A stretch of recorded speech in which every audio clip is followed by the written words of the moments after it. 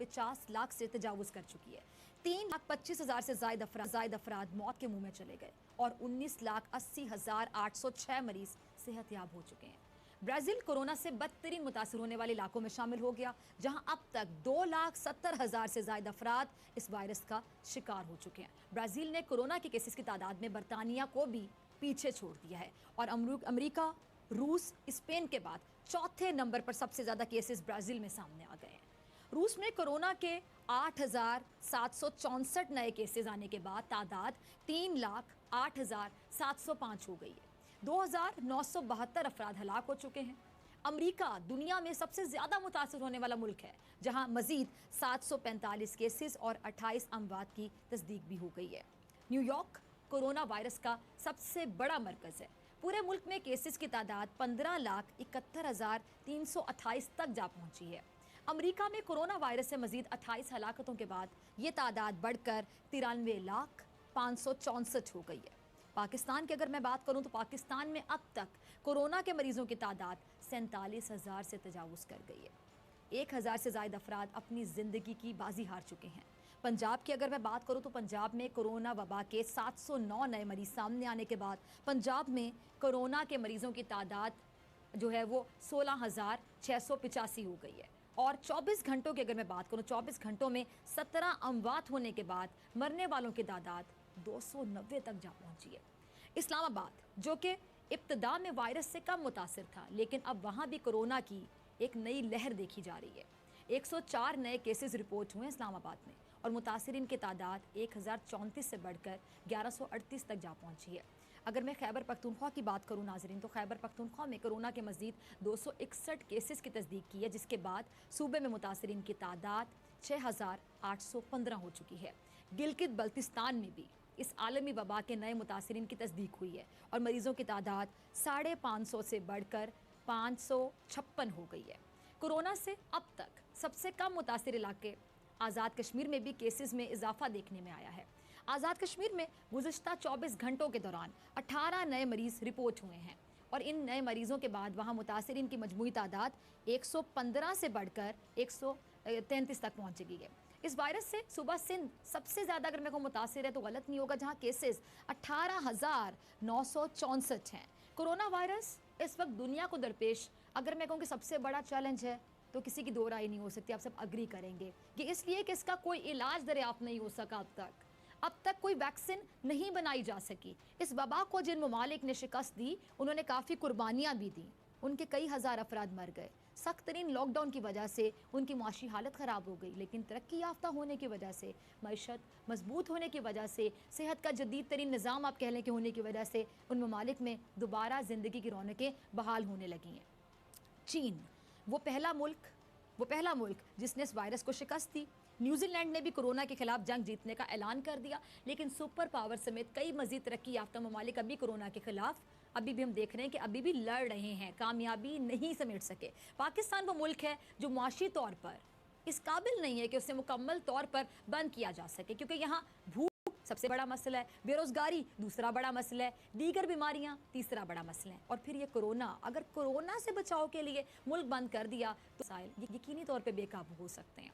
वज़ीर-ए-आज़म इमरान खान साहब समेत तकरीबन हर सियासतदान, डॉक्टर, आलिम दीन, मीडिया, जो भी इस मुल्क का स्टेक होल्डर है, वो ये बारहा बता रहा है कि इस वबा का इलाज सिर्फ और सिर्फ एहतियात है, क्योंकि जब इलाज नहीं है तो फिर एहतियात ही है। पूरी दुनिया ही इसकी लपेट में है और अगर पाकिस्तान का हाल खुदा ना ख्वास्ता अमेरिका या ब्राज़ील जैसा हो गया तो यहाँ क़यामत से पहले क़यामत आ जाएगी। इतना संगीन ख़तरा, इतनी संगीन बीमारी, इतने संगीन मसाइल, और इस पर हमारी आवाम का जो बिहेवियर है वो देखें ज़रा। पूरी दुनिया कोरोना से मुतासर होने के बावजूद हमारे रवैये इतने, क्या मैं बोलूँ, गैर जिम्मेदाराना, इतने गैर संजीदा, ऐसा ही ना नाजरीन, इतने गैर जिम्मेदाराना, कोई रिस्पॉन्सिबिलिटी सेंस है ही नहीं, ना मुजाहिरा किया जा रहा है। इतने गैर संजीदा हैं लोग कि ना हमें अपने बच्चों की ज़िंदगी का ख्याल है, ना हमारे घर में जो बुजुर्ग हैं हमें उनकी सेहत का कोई ख्याल है। किसी की ज़िंदगी, किसी की सेहत की हमें परवाह नहीं है। मैं तो अपनी ज़िंदगी और सेहत की परवाह नहीं है। ये जो रवैया आपने देखा, ना अपना को ख्याल है। और बात सिर्फ यहीं तक नहीं रुकी, बल्कि कुछ लोगों के नज़दीक तो कोरोना नाम की कोई चीज़ एग्जिस्ट ही नहीं करती, दुनिया में है ही नहीं, और ऐसे अनमोल अरस्तु यही माशरे में पाए जाते हैं। ज़रा देखिए, ये वाकई बीमार है और सबसे पहले इसी भाई का इलाज होना चाहिए। आप लोग अग्री करेंगे मेरी बात से। सरकारी तौर पर हुकूमत इसके इलाज के अखराजात बर्दाश्त करे, क्योंकि ऐसे अफराद ही अपने अपने घर वालों के और दूसरों के दुश्मन बन जाते हैं। आंखों देखी हकीकत हम तस्लीम करने को तैयार नहीं। अजीब लोग हैं हम, जिनके प्यारे मर रहे हैं। हम उन लोगों की तकलीफ का ही अगर एहसास कर लें तो फिर शायद एहतियात के नाम पर हम कुछ कर सकें। ये जहालत है या हमाकत है कि इसी मुआशरे में दिमागी तौर पर, जिस्मानी तौर पर बिल्कुल सही अफराद इस किस्म की बातें कर रहे हैं। अब मुझे कोई बताइए कौन सी बीमारी है ये, कैसी नफ्सियाती कैफियत है?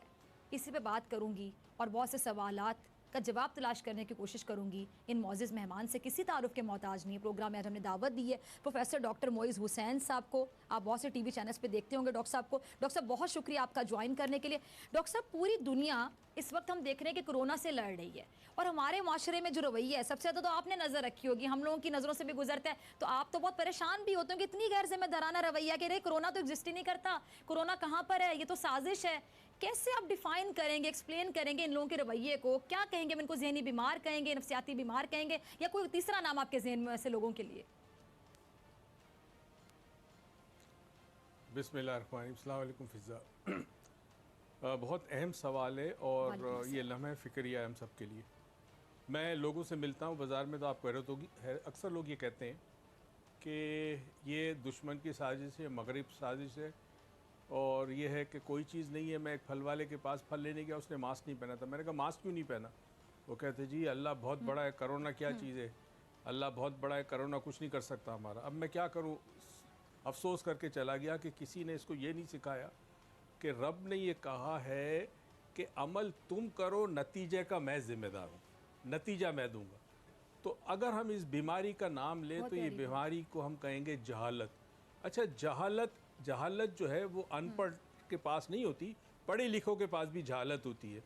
जहालत उस कैफियत को कहते हैं कि जब इंसान एक स्टेट ऑफ डिनाइल में होता है, स्टेट ऑफ डिनाइल में होता है, यानी आपके सामने एक हकीकत है। चलो पाकिस्तान में तो हम जानते हैं कि हमारे सियासतदान भी फुद्दू बनाते हैं, हमारी रियासतें भी करप्ट हैं, बहुत सारी चीज़ें हैं, मगर ये बाहर की दुनिया के अंदर जो वबा फैली है, जिसने एटॉमिक बड़े बड़े एटॉमिक पावर्स को, दुनिया की सुपर पावर को घुटने टेकने के मजबूर कर दिया, तो क्या ये ख्याल में हमारा वहम है या किसी दुश्मन की साजिश है या किसी ने स्पैम पे भेजा है? तो ये जो जहालत है, उस जहालत का इलाज नहीं है। वजह इसकी है कि ना हमारे तालीमी इदारों में शऊर दिया जाता है। जहालत का एब्सेंस है, मतलब शऊर ना होना, लाशऊर। अकल हमारे में बहुत है, हमसे ज़्यादा अक्लमंद बहुत कम अक़वाम है। हम मिलावट में माहिर हैं, हम जुगाड़ करने में माहिर हैं, हम हर चीज़ में माहिर हैं, मगर जहाँ शऊर हो, शऊर हमारे पास है ही नहीं। शायद वजह एक हमें दिया नहीं गया। तो अब यहाँ जो बहुत बड़ा मसला होने वाला है वो सिर्फ आवाम का नहीं है। मैं आपको एक छोटी सी बात बताऊँ, मुझे हैरत है, हमारे यहाँ इतने बड़े बड़े सियासतदान बैठे हैं, वजीर बैठे हैं, उनमें से बहुत पढ़े लिखे हैं, हमारे यहाँ बड़े बड़े एडवाइज़र बैठे हैं। क्या इतनी समझ नहीं है उनमें कि अगर आप बाज़ार खोलते हैं कुछ घंटों के लिए, तो चूंकि लिमिटेड टाइम पीरियड होगा तो आवाम का रश बढ़ेगा। क्या आप ये अनाउंस नहीं कर सकते कि ठीक है जी 24 घंटे बाजार जिसको खुला दुकान खुली रखे? जब वक्फा ज़्यादा होगा, टाइम ज़्यादा होगा, तो हुजूम नहीं होगा। जब हुजूम नहीं होगा तो लोग एक दूसरे से करीब नहीं होंगे। आपने खुद देखा होगा, कई चैनल्स पे मैंने देखा, जब पहले दिन लॉकडाउन नरम हुआ उसके बाद लोग इस तरह टूटे जैसे पता नहीं कोई मुफ्त में खाना बट रहा हो, मुफ्त में कपड़े बट रहे हो। और ऐसे पढ़े लिखी अच्छी ख़वातीन और मर्द जो अच्छी फैमिली से थे वो भी इस तरह घुसे दुकानों के अंदर, क्योंकि उनको सूट्स लेने थे, कपड़े लेने थे।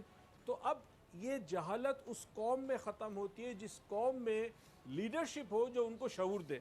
तो जब हमारी लीडरशिप की यह हालत है कि उनके पास खुद शऊर नहीं है इस चीज़ का कि हमें किस तरह लोगों को बचाना है, तो आप क्या एक्सपेक्ट करती है किसी और से?